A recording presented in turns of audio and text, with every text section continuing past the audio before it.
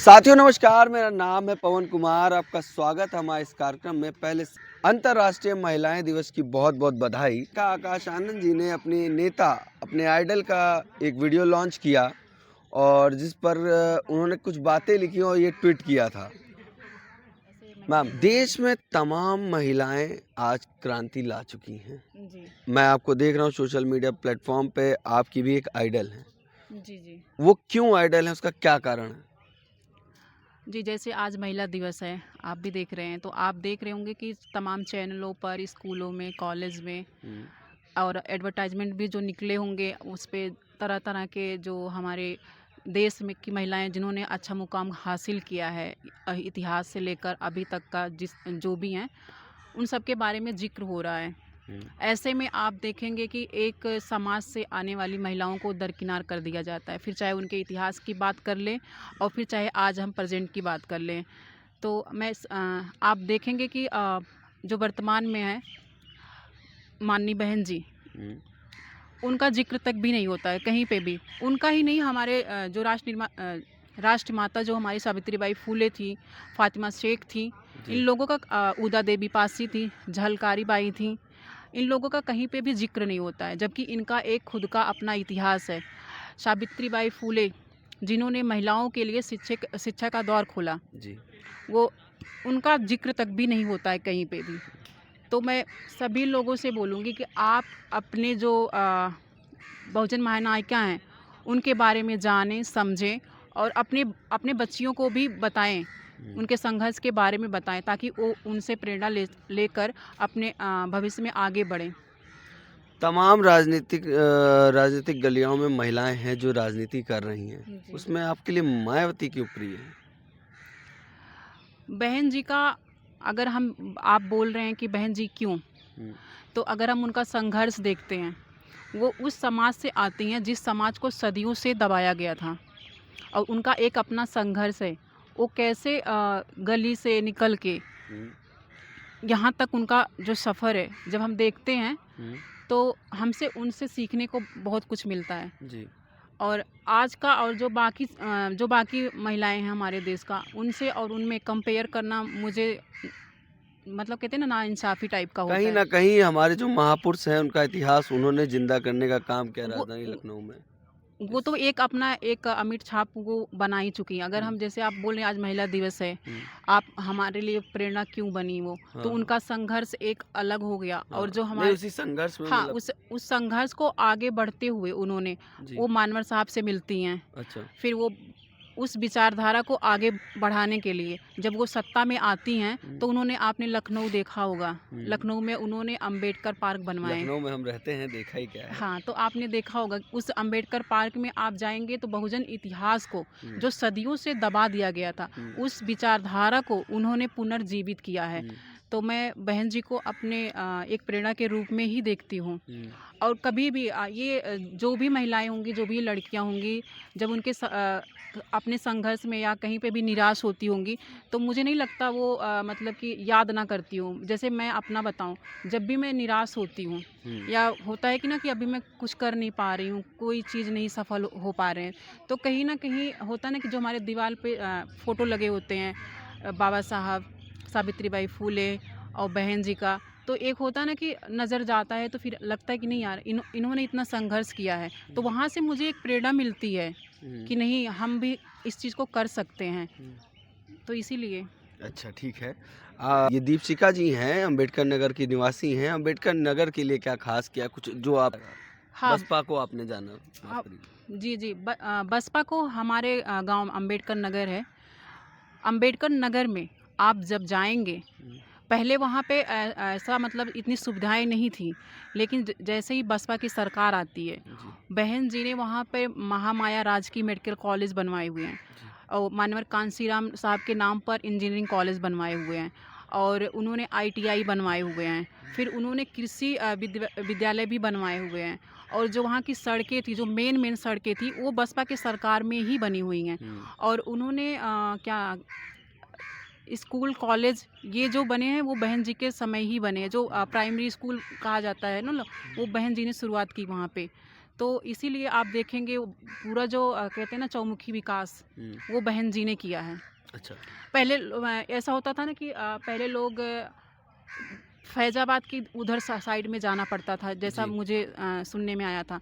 फिर उसके बाद जब मैंने देखा तो बहन जी का जब आप पढ़ेंगे उनके कामों के बारे में, तो जी। उसमें बताया गया है बहन जी ने अलग-अलग मतलब होता ना सभी ज़िलों में अलग-अलग लोक अदालत टाइप का लगाया था, ताकि जनता को दूर ना जाना पड़े, उनके जो भी चीज़ें हैं वो वहीं की वहीं ख़त्म हो जाएँ।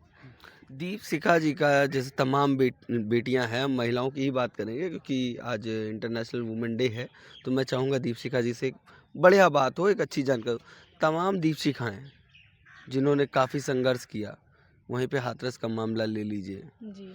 क्या संघर्ष करना पड़ता है एक दलित महिला को? एक दलित महिला को संघर्ष में उनको सबसे बड़ी जो चीज़ बाधा आती है ना, वो होती है जातिवाद। मैं अपना खुद का बता रही हूँ। जो लोग बोलते हैं कि जातिवाद ख़त्म हो चुका है, बिल्कुल नहीं, जातिवाद बिल्कुल ख़त्म नहीं हुआ है। जब मैं प्राइमरी में थी, मतलब प्राइमरी से मतलब निकल के मैं 5वीं में थी, तो उस टाइम आप जानते होंगे गाँव में गृह विज्ञान पढ़ाया जाता था। अभी भी वो चीज़ें हैं, ऐसा नहीं है, लेकिन एक उसका एक प्रैक्टिकल भी होता था। कि जैसे कि बच्चे खाना बनाते थे, फिर अपने जो टीचर होते थे ना, उनको खिलाया जाता था, वो खाना खिलाया जाता था। लेकिन इस चीज़ को बच्चे होते हैं ना, जैसे बड़े होते हैं, देखते हैं ना कि हमारे जो सीनियर है ये चीज़ कर रहे हैं, तो बच्चों के मन में एक जिज्ञासा होती ना कि जब हम पहुँचेंगे वहाँ पे तो हम भी ये चीज़ करेंगे। तो जब मैं भी पहुँची 5वीं में, तो हमारा भी प्रैक्टिकल होना था। तो सब उस टाइम क्या होता था, बच्चे अपने-अपने घर से थाली ले जाते थे, कोई कढ़ाई ले जाता था, कोई कलछी ले जाता था, ताकि वहाँ पे सामान सब इकट्ठा हो जाए, फिर वो बनाया जाता था। तो मैं भी बहुत खुश थी, क्योंकि मैं देखती आ रही थी ना कि एक दिन हम भी ऐसा करेंगे, मैं बहुत खुश थी। फिर मैं भी घर जाती हूँ, अपनी मम्मी से बोलती हूँ, तो मेरी मम्मी ने मुझे एक थाली दिया था, तो उस पे थाली के पीछे उन्होंने जो नेम प्लेट होती ना, उस पे उन्होंने वो लगाया था निशान कि ये हमारी थाली है। वहाँ पे होता ना कि फिर मैं बर्तन लेके गई थी स्कूल में अपने, फिर वहाँ पे नाम लिखा जा रहा था, तो सबके नाम लिखे गए, फिर मेरा नाम आया दीप शिखा का। जब दीप शिखा का नाम आता है तो जो हमारे गुरुजी थे, उस टाइम गुरुजी बोलते थे, तो वो एक त्रिपाठी थे। उन्होंने हमारा जो था, कह रहे इसका नहीं चलेगा, मतलब उन्होंने सीधा मना किया। और एक लड़की थी, गिरजापाल नाम था उनका, उन्होंने बोला दीपशिका ये थाली ले जाओ, इसका काम नहीं है। ऐसा क्यों? गांव की भाषा में कहते हैं ना, हमारे यहाँ अवधी बोला जाता है, तो वहाँ पे सीधा बोला गया, उन्होंने बोला हटाओ इसको। हाँ, तो फिर उन्होंने मेरा थाली ऐसे ही फेंक दिया। क्या आ, कोई नाराजगी थी स्टूडेंट से, मतलब नहीं, होते ना कुछ शैतान? नाराज़गी नहीं थी। उस चीज़ को मैं उस टाइम तो नहीं समझ पाई थी कि मेरी थाली को क्यों फेंका गया। लेकिन आज जब मैं उस चीज़ को समझ चुकी हूँ, और जब मैंने अपने भैया जी से बात किया ना इस चीज़ के बारे में, तो भैया ने बोला जो तुम्हारे साथ हुआ था ना, वो इसलिए हुआ था क्योंकि तुम एक नीची जात से आते हो, नीची जात जिसको बोला जाता है, जबकि ये नीची-ऊँची कुछ होता नहीं है, इसलिए तुम्हारी थाली को फेंका गया था। अच्छा। तो ये जो कास्ट होता है ना कि हमें जो झेलना पड़ता है, उस चीज़ को हमने झेला है। वो वहाँ से नहीं, मतलब फिर एक आपका पर्सनल ये है कि जो आपने देखा, आपके हाँ, ऊपर जो एक बीता है उसका। हमें स्कूल में हो, कॉलेज में हो, मैं 12th में गई हूँ, वहाँ पे भी मेरे साथ भेदभाव हुआ है। वहाँ पे हमारे जो टीचर थे, अंग्रेजी पढ़ाते थे हमें। उन्होंने जब तक उनको नहीं पता था कि मैं किस समाज से आती हूँ, किस कास्ट की हूँ, तब तक मेरे साथ बिल्कुल अच्छा व्यवहार करते थे। और जिस जिस दिन उनको पता चला कि मैं इस कम्युनिटी से हूँ, इस समाज से हूँ, उस दिन से उन्होंने मुझे खड़ा करना तक बंद कर दिया। कभी पूछा उनसे कि ऐसा क्यों कर रहे हैं? नहीं, मैंने तो पूछा नहीं उनसे, लेकिन मुझे समझ में आ चुका था कि ऐसा क्यों कर रहे हैं, क्योंकि मैं हर चीज़ का जिक्र अपने घर पे करती थी, तो मुझे बताया गया था और उस टीचर की सबसे बड़ी बात थी ना कि तुम लगती नहीं हो। अच्छा। ये जो वर्ड है ना, अरे तुम तो लगती नहीं हो, ये चीज़ ना हमें चुभती है। अच्छा। जब कोई कहता है ना भाई देख के कि अरे तुम तो लगती नहीं हो, कि मतलब लगती नहीं हो कि क्या क्या मतलब है आपका? क्या मतलब एक जो दलित समाज की महिला है, लड़की है, वो उसको अच्छे कपड़े पहनने का हक नहीं है, उसको अच्छा दिखने का हक नहीं है, कि उसको मतलब वो पढ़ने में तेज़ हो, ये भी हक नहीं है। मतलब आपके रहन-सहन को वो अच्छे घरों में रहें, गाड़ी से चले, इनको मतलब मतलब जो व्यक्ति अच्छा पढ़ रहा है, अच्छा लिख रहा हुँ, है, अच्छा पहन के आ रहा है, तो वो दलित नहीं है उनकी बिल्कुल नज़र में। उनकी नज़र में मतलब एक वो नज़रिया बना हाँ, लिया है इन एक लोगों ने। नज़रिया जो कहते हैं ना, वो एक नज़रिया बना दिया गया है। और ये चीज़ आपके साथ भी हुआ होगा। हमारे साथ जो वाक़ये हुए हैं, मैं आपसे कहूँगा कि यहाँ लड़ाई अब बदल चुकी है। अब महिलाओं को 2 एंगल से दिखाने लगे हैं। एक जनरल महिला को अलग दिखाते हैं, एक दलित महिला को अलग। मैं आपको बता दूँ, आज हुआ जब मैं ग्रेजुएशन कर रहा था, तो एक लड़की थी, वहाँ आरक्षण की बात करने लगे, तो टीचर ने कहा बाबा साहब के चक्कर में आरक्षण है, तो उस महिला ने बोल दिया। तो उस महिला को नहीं मालूम कि अगर बाबा साहब ना होते, उनको लग रहा है कि बाबा साहब के होने से हमें दिक्कत हो रही, अगर बाबा साहब ना होते तो महिलाओं को पढ़ने का हक अगर मिलता उस समय आपको? बिल्कुल भी नहीं मिलता। आज मैं यहाँ पे बैठी हूँ तो बाबा साहब की देन है। चाहे वो जनरल कैटेगरी की हो, हाँ, चाहे वो किसी भी वर्ग की महिलाएं हैं, वो अगर पर्दा उनको सिस्टम चलता था। हाँ, पर्दा सिस्टम चलता था, सती प्रथा, पता नहीं क्या कितनी मतलब रूढ़वादी परंपराएं थी, जो जो बोलती हैं कि आप ये चीज़ को सोचिए कि उस समय जब महिलाओं को घर के कहते हैं ना दहलीज तक डाकने नहीं दिया जाता था, उनको घर के अंदर ही रखा जाता था। उस समय बहन जी संघर्ष कर रही थी, गली गली जा जाके। जो लोग बोलते हैं ना बहन जी की एक उम्र हो चुकी है, बहन जी ये नहीं कर रही हैं, वो नहीं कर रही हैं, उनको ना उनके संघर्ष को देखना चाहिए कि उन्होंने उस टाइम किया था। तो आपका भी हक बनता है ना कि आप अपने घर से अपनी अपनी बहन बेटियों को बहन जी बनाओ ना, तब आप ये सवाल करो कि बहन जी कुछ नहीं कर रही हैं। बहन जी ईडी सीबीआई से डर गई है क्या? ऐसा नहीं, भी एक बात आती ये है। तो एक मतलब कहते हैं ना कि हवा खोखली सब बातें हैं, जबकि ऐसा कुछ भी नहीं है। आपको भी पता है कि बहन जी कभी भी किसी विचारधारा से या किसी पार्टी से डर कर ये सब चीज़ें नहीं करती है ना कि बीजेपी के साथ ये है वो है।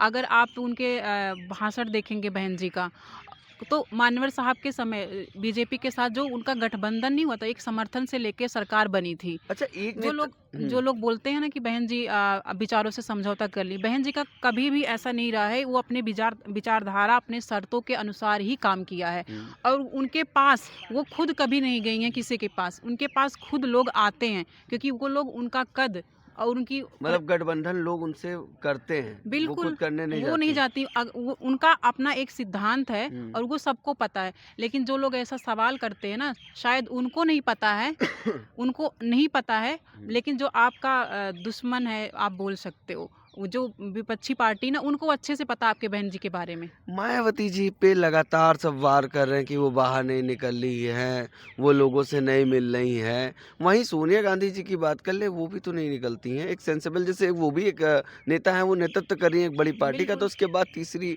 नंबर की पार्टी है बिल्कुल बसपा, बिल्कुल तो उसको भी उनको लीड करना पड़ता है और इस काफ़ी चीज जिम्मेदारी होती इस चीज़ को भी ना लोगों को एक परसेप्शन बनाया गया है है। कि लोग जो होते हैं, खासकर मैं अपने ही समाज का बोलूँगी, क्योंकि हाँ, हमारे ही लोग बहुत ज़्यादा गुमराह हैं। जी। हमारे लोग खुद नहीं चाहते कि वो हमारा नेता आगे बढ़े या हमारा मूवमेंट आगे बढ़े। वो खुद ही उस अपने नेता को नीचा करने में लगे रहते हैं। जैसे आपने बोला ना, सोनिया गांधी जी का जिक्र किया आपने, वो एक राष्ट्रीय पार्टी की, हमारी जो बहन जी हैं वो राष्ट्रीय लेवल की नेता हैं। हाँ, उनके तो पास हाँ, लोग हैं, बिल्कुल। एक बड़ी संख्या है जो और डेवलप उनके नहीं है। बिल्कुल बिल्कुल, और उनके लिए तो लोग काम कर रहे हैं ना। हुँ। तो वहाँ पे बहन जी का उनसे मतलब जो ऐसा बोलते हैं ना कि बहन जी नहीं निकलती, बाकी लोग तो है ना। और हमारा कोई ऐसा तो है नहीं कि हमें सड़कों पे जाके ही सब कुछ करना है। ये तो हमारी नीत भी नहीं है, और ना ही हमारा जो विचारधारा, जो मानवर साहब की विचारधारा है, ना तो कभी मानवर साहब ने ऐसा किया है। क्योंकि हमें तो संसद में जाके वहाँ वहाँ पहुँचना है, ना कि हमें सड़कों पे डेली धरना देना है। इससे हमारे समाज के युवाओं का नुकसान होता है। और जो लोग रैलियाँ कर सॉरी रैली नहीं, जो लोग ये सड़कों पे न्याय मांगने जाते हैं, उसमें आप देखेंगे किसका जो हमारे युवा पढ़ लिख रहे हैं, उन पे झूठे मुकदमे दर्ज हो जाते हैं, फिर उनका कैरियर तो ख़त्म। इस चीज़ को बहुजन समाज के लोग समझते नहीं हैं, और इस चीज़ को मानवर साहब बहन जी बहुत अच्छे से जानती, क्योंकि हमारा समाज इतने सदियों से इतना पीछे रहा है और यहाँ तक पहुँचा है। अब जो बच्चे पढ़ रहे हैं, आगे चल के उनको भविष्य में कुछ करना है, तो उनके ऊपर तो लग गया ना, उनका भविष्य तो वहीं पे ख़त्म हो गया ना। बिल्कुल। तो इस चीज़ को हमारे युवाओं को खासकर समझना चाहिए। जो ये जो क्या अम्बेडकर नगर में एक बात कही जा रही है, तो ये जो टीवी मीडिया है ये कह रही है अम्बेडकर नगर के जो सांसद हैं वो जा रहे हैं, उनके साथ क्या वोट बैंक जा रहा है? नहीं, ये बिल्कुल गलत है कि जो कह रहे हैं कि वोट बैंक जा रहा है। नहीं, देखिए बीएसपी का है ना, वो नेता बनाते हैं, लेकिन मशीन है वो, बिल्कुल कहते हैं फैक्ट्री कैडर बोलते थे कैंप। ना, हाँ। मानवर साहब बोलते थे ना कि वैसे ही है, ये नेता बने, फिर इनका होता है ना कि अपने स्वार्थ के चक्कर में ये फिर छोड़ के चले जाते हैं। लेकिन जो स्वार्थ आ जाता है। बिल्कुल, बिल्कुल, जो बीएसपी का जो कोर वोटर है, वो कभी अपनी विचारधारा से हट के कभी किसी पार्टी को वोट नहीं करेगा। अगर बहन जी आज बोल दें इनको करना है, तो वो सारे के सारे उसी पे वोट करेंगे। लेकिन जो दूसरी पार्टियों के हैं, वो कभी नहीं करते हैं।